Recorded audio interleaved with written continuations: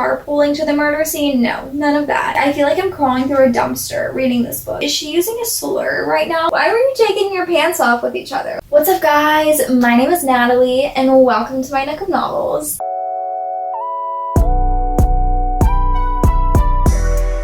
Today, we are going to be talking about the famous, the beloved Haunting Adeline. When I say beloved, obviously I use that term loosely because do we actually love this book?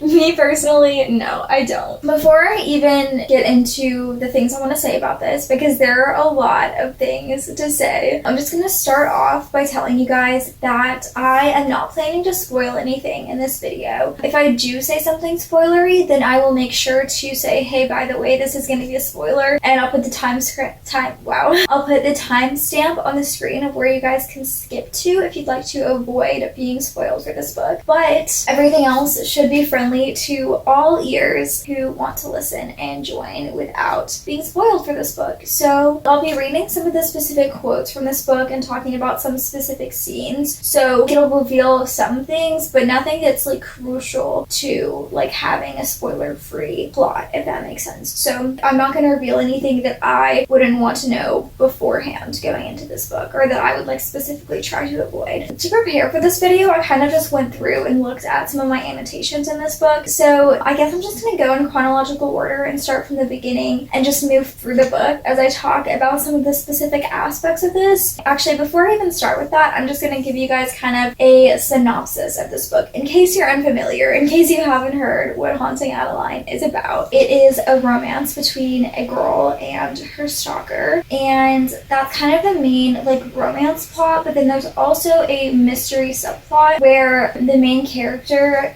who I'm honestly kind of forgetting her name.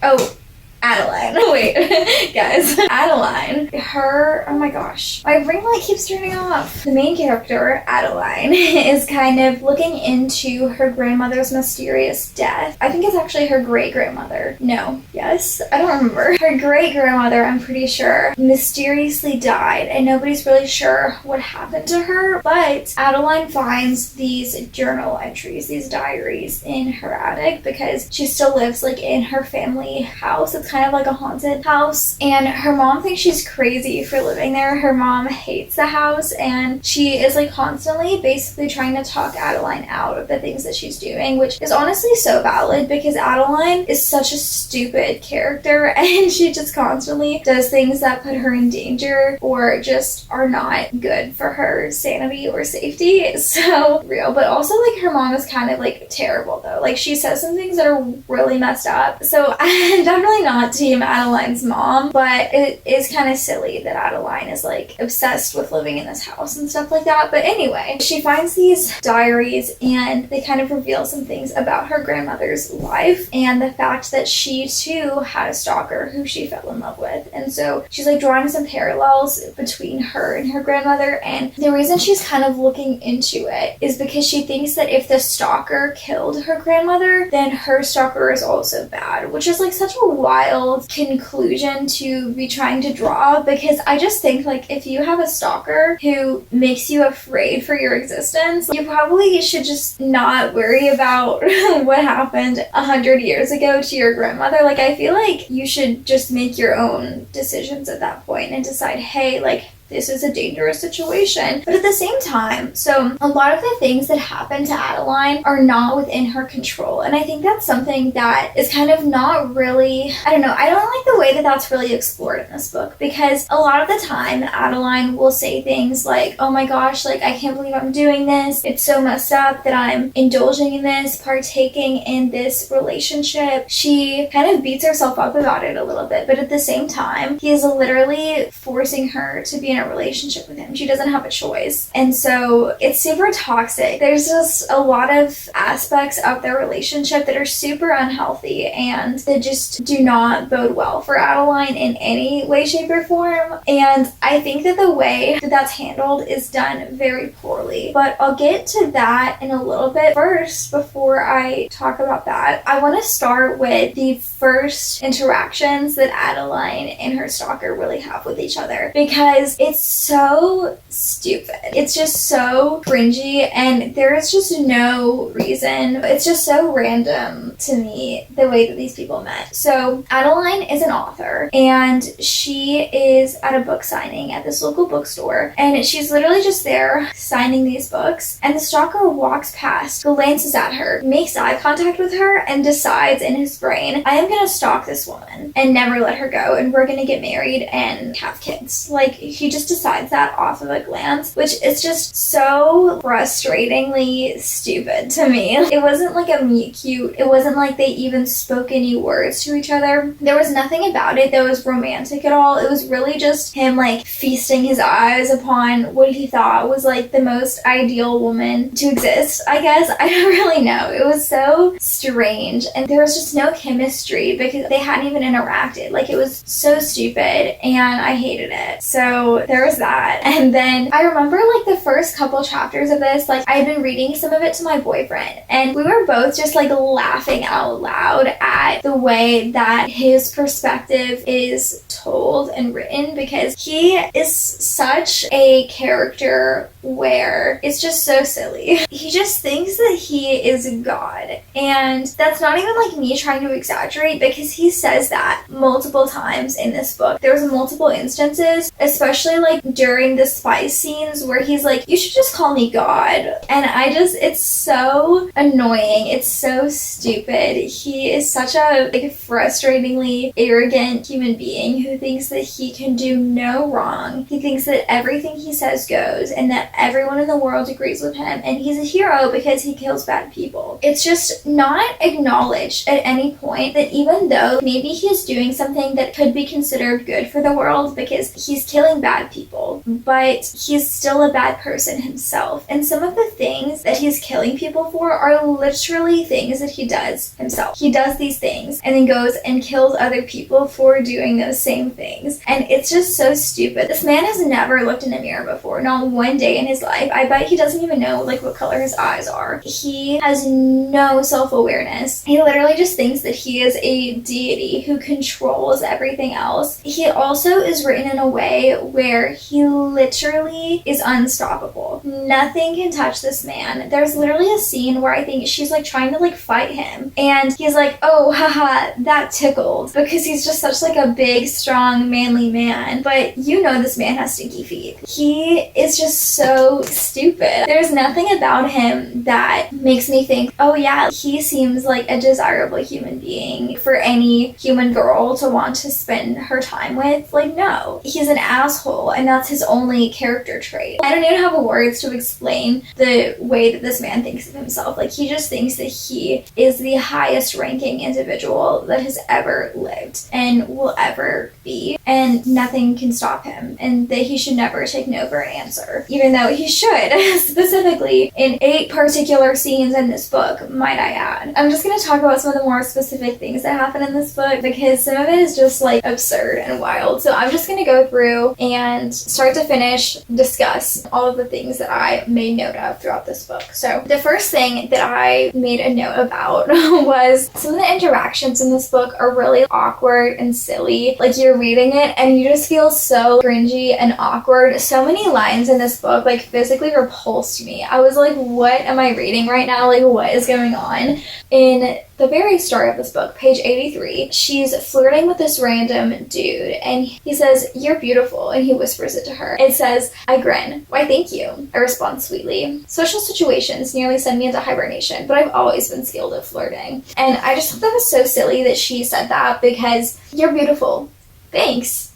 I've always been skilled. Like, I don't know, like, I just thought that was such an odd place to say I'm really good at flirting, because all she said was thank you, and it was just made me feel awkward. I don't know. Made me cringe. Another character dynamic about this book that I despised was the relationship between Adeline and her best friend Dea. So Dea is such a wild character to wrap my head around because she is the weirdest best friend. Weirdest, like on every possible level. So she not only is super, and yes, you should support your best friends, but you should also tell them, you should be honest with them, especially if it is a situation concerning like their well-being and their health and their safety. I think that you should tell them like, hey, this is a dangerous situation. And throughout this entire book, Dea is completely 100% supportive of Adeline's relationship with Zaid, the love interest, the stalker. And the whole time she's like, oh, it's whatever, as long as he's giving you good sex or whatever. But it's so strange because Dea is constantly saying things like about Adeline's love life that are just so weird. Like, I don't know about you guys, but whenever I'm interacting with my friends, I'm not like saying things to them like, oh, you should get laid, or like, wouldn't it be great if you were f***ing a hot man right now? Dea is so weird. She is just constantly saying like she's like suggesting sexual things to Adeline that you just wouldn't. She just randomly says stuff like that, and it's so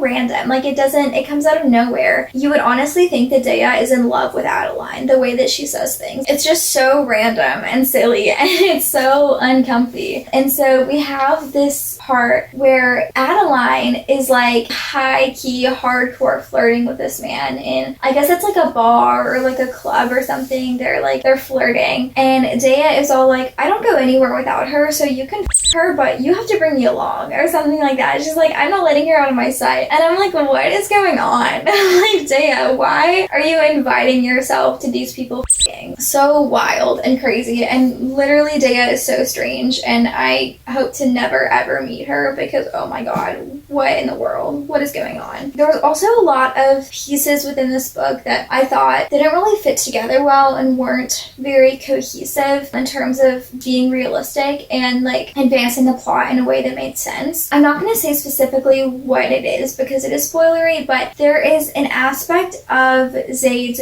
job where he is kind of somewhat of a public figure, but not really, just because of the nature of his job. And so she basically guesses exactly what this man does for a living. Exactly. Spot on. Pinpoints it to the T. And it's so... I just think it's crazy that she could have just guessed that because, okay, yeah, maybe it was kind of obvious, but the author kind of makes it seem like throughout this book that he is always covering his tracks. No one can possibly figure out who he is because then he would literally like go to prison, be executed. Like, that's like what the levels of craziness are that he does. Like, he's literally murdering people. It's just insane that the main character, Adeline, is just like, oh, you must be the guy who, you know, does this thing. Like, this must be what it is that you do. And it was just so wild. Like, I was like, you just know that from your one interaction with him? How is this man not in jail? And plus, something that my boyfriend pointed out was the fact that he is always pulling up to these murder scenes in the same Mustang car. It talks about it too. He's like, oh, like I pulled up in my shiny ass Mustang. He would have been caught. Like, someone literally would have noticed that the same car with this license plate is at every single murder scene. Like, yeah, he was parked a little far away, but still, he was there. He was present in his same car. Like, he wasn't taking a different ride. He wasn't riding with other people, carpooling to the murder scene. No, none of that. He was literally just riding his same musty ass car every single time. No, not realistic at all. He would have been caught. In terms of the plot of this book, aside from the romance and stuff, things just didn't make sense with each other. Things did not fit together, and it was kind of annoying. Side note, before I say anything else about how much I hated this book, I do want to add like a little sprinkle of positivity to this Haunting Adeline roast because I did like the book. Like, I did enjoy my experience reading it. It was really silly and stupid, and like, I was laughing at a lot of things that were happening, but it did keep me invested. Like, I was genuinely like, okay, now what's gonna happen? Even though it was super off the rails and chaotic as hell. Like, I would describe this book as a train crash that you just have to keep watching. Like, there's no way to look away. Like, you have to keep watching, but it was like keeping me invested. I was like, okay, so now what's going to happen? Like, I kept wanting to read this. It was like at least bearable. You know what I mean? So I gave this, I think, 3.5 or 4 stars. I want to say 4 stars. I didn't rate it on Goodreads for reasons I will get to later, but I did enjoy it. It was just, there's a lot of things I have to say because it was really stupid. Anyway, I'm gonna keep going now with the really silliness that ensued throughout these 600 pages. Also, this is such a long romance book. This thing is over 600 pages. It's 605 pages long. It also ended really annoyingly because it didn't really wrap up the things that were happening, so now I have to read the sequel, which, like, I was going to anyway, and honestly, I think I'm gonna do a vlog for the sequel of this, so if you guys want to see a Haunting Adeline vlog, then let me know in the comments below, or like message me or something and tell me like, hey, that's something I would be interested in, so that I know. But I feel like that would be really fun. But also, that's a really long book too. I think it's almost 700 pages, so we'll see when I can even get around to doing that, but I think it would be fun. Moving on, I'm just gonna read you guys this little paragraph right here. The wind blows outside the window, rattling the glass. Storm clouds are rolling in, the ever-present weather that plagues Seattle like bad acne. Just when you think we're going to have a lovely sunny day, a storm cloud pops up, ready to burst. Okay, gross, Addie. And that part was like in her head. But I just think that's so crazy that she was like, gross, why would I even think something like that? Why would I even think about acne? That's just disgusting.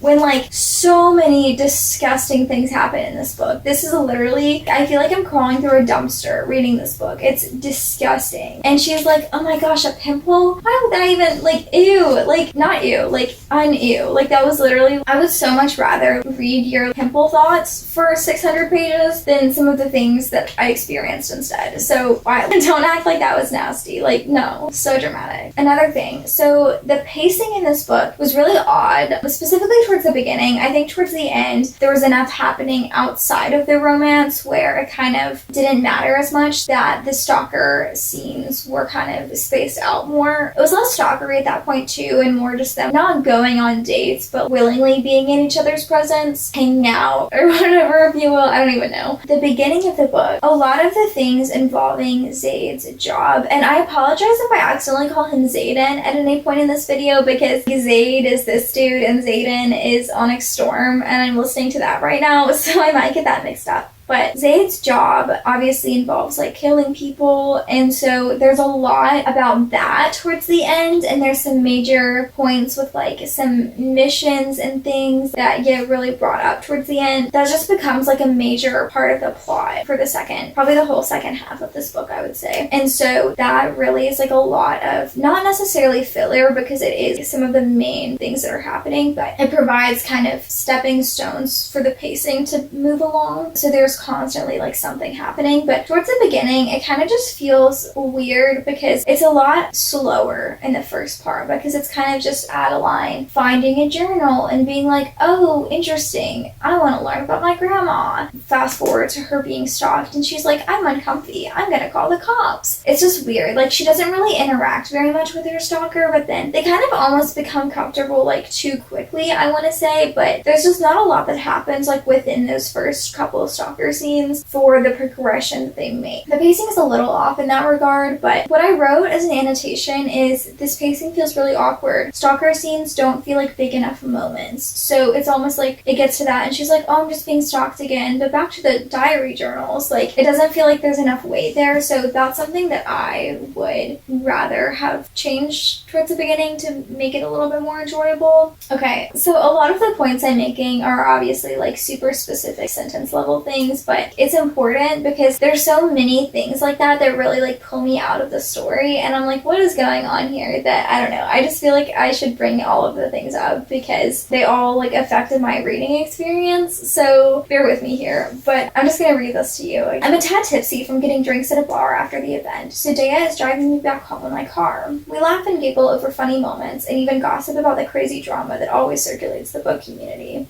I just thought that was so vague and like oddly written, because she's like, oh, you know, me and Dea giggling together, talking about drama. We laughed a couple times and then we were home. It was just so weird, and I feel like that could have been like a genuine scene where you could see Adeline and Dea not forming a connection, obviously, because they've already been friends for a long time, but I feel like that would be a really good place to kind of see like a real life example of their friendship and them interacting in a way that's not just them talking about Zayd. And I think you really just don't get to see enough of that. Like, I think every piece of their friendship throughout the book kind of revolves around the plot, and it's them talking about either Zayd's work or Zayd himself or her great-grandmother's murder, and there's really no just Dea and Adeline moments, and I think that would have been a great place to kind of see that, but instead she just leaves it at like, oh, we were giggling together. Reading this, I felt like excluded from that as the reader instead of being there like in that scene experiencing it, if that makes sense. So that wasn't super fun. Skipping forward quite a chunk of the book, then we get to this reveal. So something about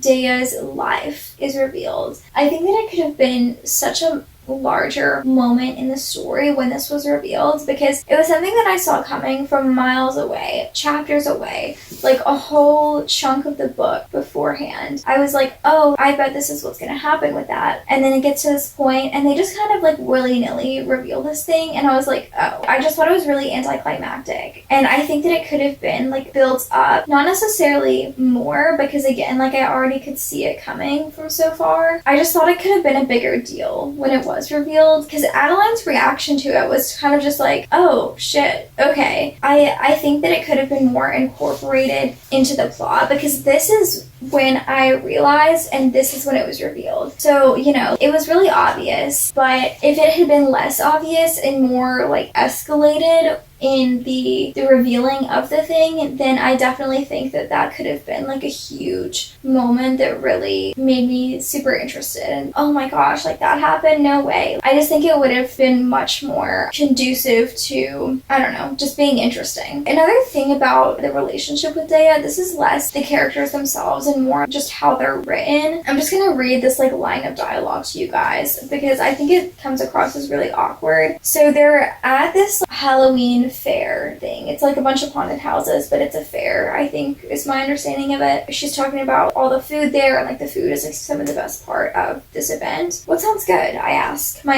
eyes roving hungrily over the endless options. How can you even choose? Dea whines, sharing my dilemma. We have to at least get a mean hot dog and the truffle fries. Oh, and the fried veggies. Oh, and maybe you're not narrowing it down like you think you are. Dea interrupts, her tone dry. Okay, fine. That broken doll over there is eating a Philly steak. What about that and some fries right now? I ask. Lead the way, she says. And I just think that comes across as really awkward. What I wrote as my annotation was, the writing of this part about the food sounds childish, people don't talk like this. And I definitely think, like, even reading that back, I definitely agree with that, because she's like, oh, like, what should we eat? I guess a Philly steak and some fries. Why are you choosing, oh, we're both gonna have fries on their side? That's weird. The way that they cut each other off is awkward, and they're just like listing out foods. I just thought that it was not written well right there, and that it sounded really silly and took me out of the story. Oh my gosh. Okay.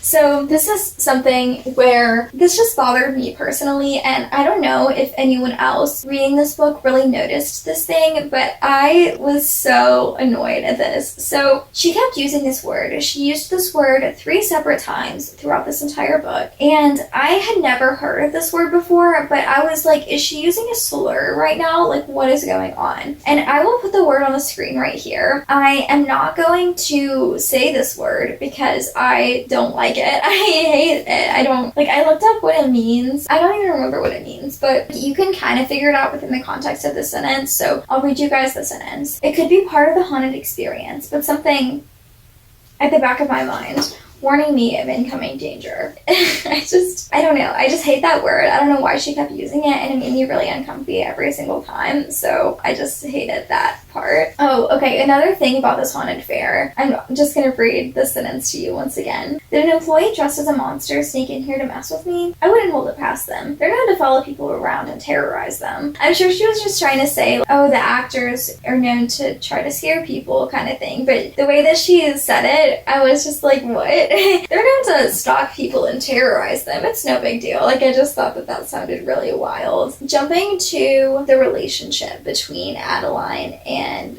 Zaid. I keep wanting to say Violet and Xaden, but I'm like, that's a separate book completely. And as I've honestly been listening to Onyx Storm, every time she talks about Xaden, I like brace myself because I'm like, ooh, he's gonna be a terrible person. And then I'm like, oh yeah, this is Onyx Storm, not Haunting Adeline. He's chill, he's fine. And honestly, even when Xaden does stupid things, after having read this book, I'm like, oh my god, like, he's an angel. At least he's not Zaid. And I hate that that's my bar now for bookmen. It's just, at least he's not Zaid. But after reading this book, I just can't. I can't deal with him again. She's talking about how this dude is actually terrible, right? She's like, he's a stalker. He murders people. He's just not a good human being. He treats me poorly. And then, I kid you not, later, she says, one of the most admirable men I've ever met. And I just was so frustrated when I read that. I was like, oh my god. I literally drew the whole line of frowny faces on top of that sentence because I was like, what in the world? Like, you were just talking about real facts about him, the fact that he's terrible and toxic and not good for you and he's awful, and then you're like, but he's so admirable. Like, no, he isn't. And obviously, again, like, she can't really do anything about it because he is forcing her into the relationship, but at the same time, at least have some common sense. You know what I mean? At least realize, hey, like, he's kind of a douchebag. Oh my gosh, this is a positive one. The one positive note that I made. I just thought that this was a pretty quote. It's kind of ruined because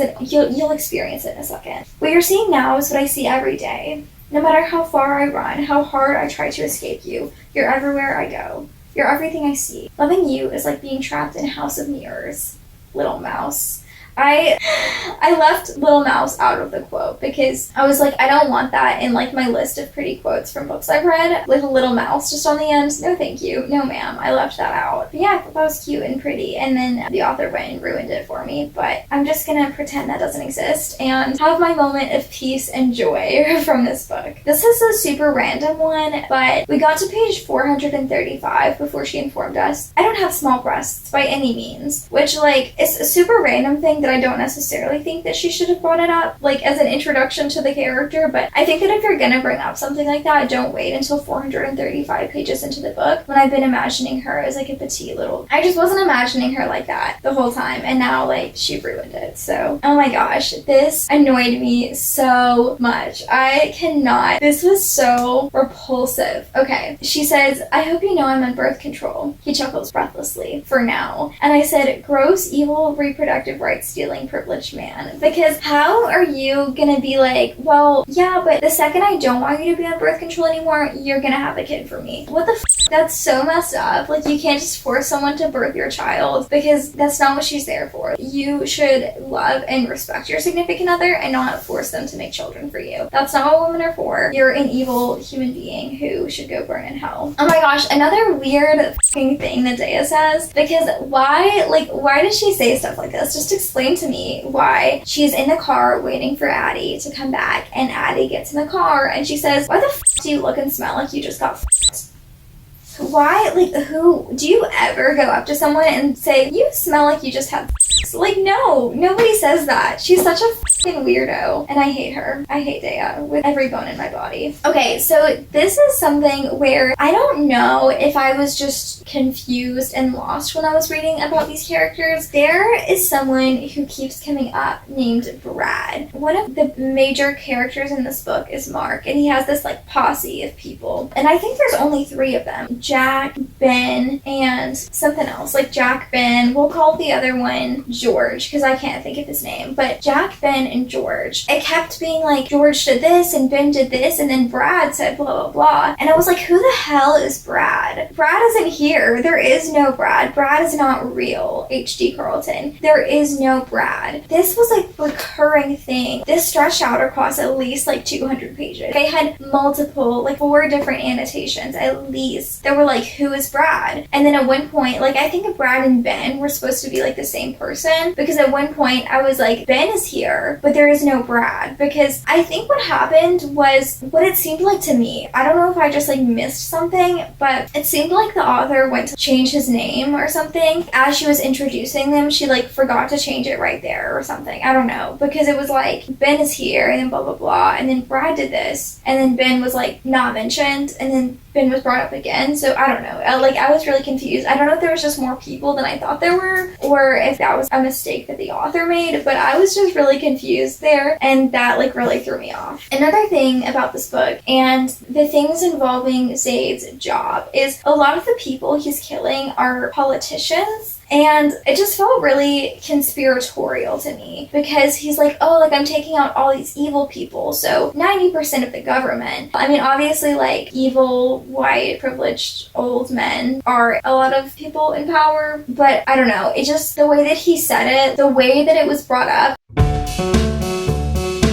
I don't know, it was just very conspiracy theory kind of vibes, and I was just like not here for it. There's a side character who is essentially a psychopath. She is just rage killing these people because she's full of rage and hates the world and has some sort of mental thing that's wrong with her. It's described in a way where she obviously has like some major mental health problems and has never like been helped with that. And so this is her way of coping with the world. It's just like anger and slaughtering people. And she is exactly like Zaid. She does some of the exact same things for the exact same reasons, and he's looking at her thinking, oh, she's not a great person. And I get that it's for some good reasons, so it's okay, but she's just not a great person. She deserves to be caught for this. That just was really annoying, because she is exactly like Zaid. She's doing the exact same things that he is.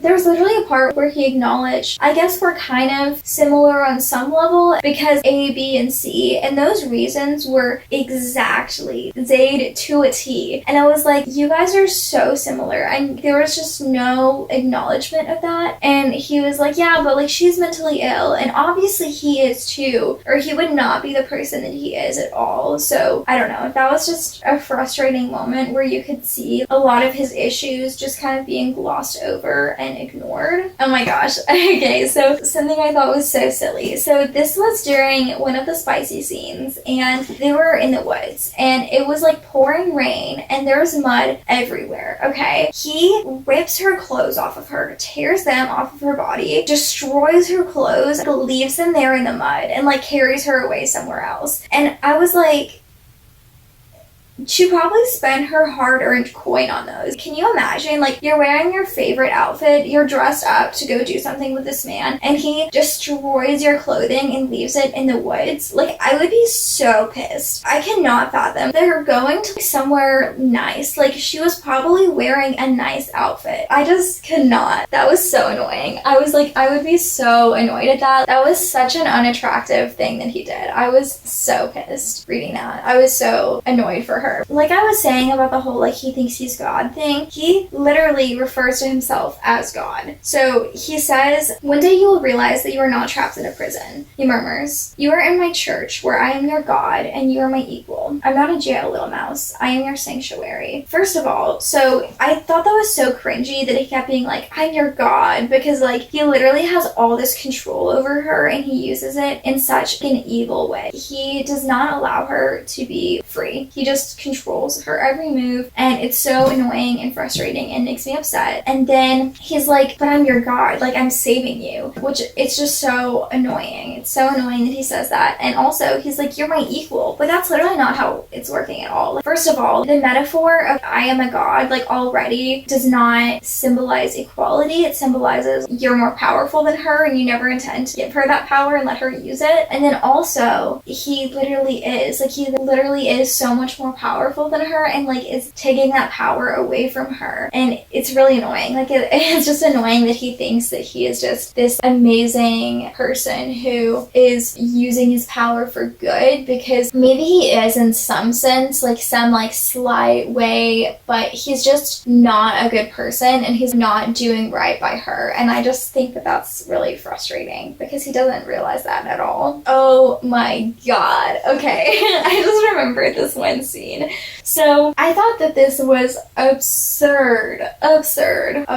This might be a slight spoiler because it's when these two characters meet for the first time, but I think it's pretty obvious that they're going to meet at some point, so I wouldn't really consider this a spoiler. I think you'll be okay if you know this, but in case you want to skip it, I'll put the timestamp right here, but I really don't think it's a big deal, so don't feel like you need to skip through if you're planning to read this, but just in case you want to, I'll provide that. But there's this scene where Zaid and Dea, the friend, they meet for the first time, okay? So it's when Zaid is just at Adeline's house. They're just there, they're chilling, they're having a conversation, and then Dea just shows up out of the blue, and she's like, oh my god, like, you must be him, you must be her stalker, and he says these words. She walks up and she says, what the hell, is this him? My smirk widens and I turn to look at Addie. Have you been gossiping about me, little mouse? Did you tell her how big my is? What the fuck?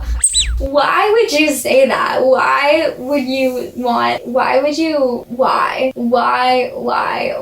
Like, literally, what compels this man to say such an absurd thing? I just have no words. I have no words. Like, what the How crazy is that? How absurd. Okay, yeah, and then this is another thing where Dea is just being a fucking weirdo. Well, whatever the case, I guess I can't blame you for not being able to resist him. She flashes a toothy smile. He is really hot, and you really needed to get laid. Like, who says that? Nobody just says that. There's also a lot of instances towards the end of this book where the writing gets really repetitive, and it seems like another round of proofreading would have been good, especially the last like 100 pages or so. There was just a lot of things where I was highlighting the same phrase being used like back to back, and that just made it a little bit more frustrating to read. And then this was something that maybe should have been not phrased this way. So she's looking at an old picture of her grandmother, and she says at this point she was already in fear for her life. And I just think that that was not like a realistic thing to just know. You can just look at her and be like, oh yeah, she's afraid for her life. That just didn't seem realistic, unless if she was using like the date the photo was taken and like cross comparing it to the journal entries, that would be fine. I would understand her being like, oh, based on the journals she was afraid for her life, and trying to like see that in the picture. That would make sense. But the way that it was written, it seemed like she just looked at this photo of her grandma just like existing and being, and she was like, oh my gosh, she must be like thinking she's gonna die soon. And I just didn't find that to be believable. So another thing where friends don't interact like this wasn't a Dea thing. This was a Zaid and one of his employees. Towards the beginning of the book, it kind of seemed like he was like friends with this dude, like this was his bestie, but I think it turns out like Zaid doesn't really have any friends, which makes sense because he doesn't deserve them. But this dude who works for him, he was like talking to him, and I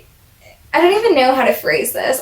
I don't even want to read this to you guys. It's so weird. I'm just gonna tell you guys the page number. It's page 549, when like the thing that Zayden and Jay are saying to each other, so strange. But then so afterwards, right, he's basically like roasting him, but it's not a roast at all, because it's literally like Zaid is literally like admitting to being a rapist, basically. And then he says after that, Jay's sputtering follows me out, and I can't help but laugh when I hear him on the phone immediately after, getting reassurance from one of his booty calls. What? Like, I don't know, that was random. And the words that these men just exchanged with each other, so absurd. And like, why is he, I just can't. I literally just can't. You guys are just gonna have to go and find that one out for yourselves. I do not have the strength. This is another, like, what the this is so random. Okay, so Dea, I guess, had just found some sort of like evidence for the murder they're trying to solve, right? Her grandma's murder. And she's on the phone with her, and she's like, yeah, so I kind of found something. And then the next line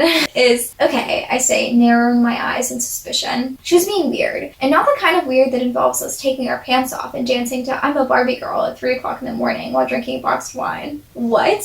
Why were you taking your pants off with each other? Like, what is going on between you Medea. Somebody send help. Somebody let me know what is going on. This book has literally robbed me of all my sanity. Like, going back through this, I feel like I am in a fever dream because what is going on? Like, what is this book? And it was so oddly specific too. And not the kind of weird where that one time we started fucking on the couch, and then also there was like a bunch of frogs and we were both high. Like, what are you saying right now? Oh, okay. Also, this is another weird, they were being all freaky, right? She's like, and luckily I'm wearing my white lace behind panty set. But that happens every single time. Every single time she was like, luckily I'm wearing my favorite pair of lingerie. And it's her favorite now because he literally tore the last one apart. So now she has a new favorite. And so luckily she's wearing her favorite lingerie every single time. I don't even know. I can't.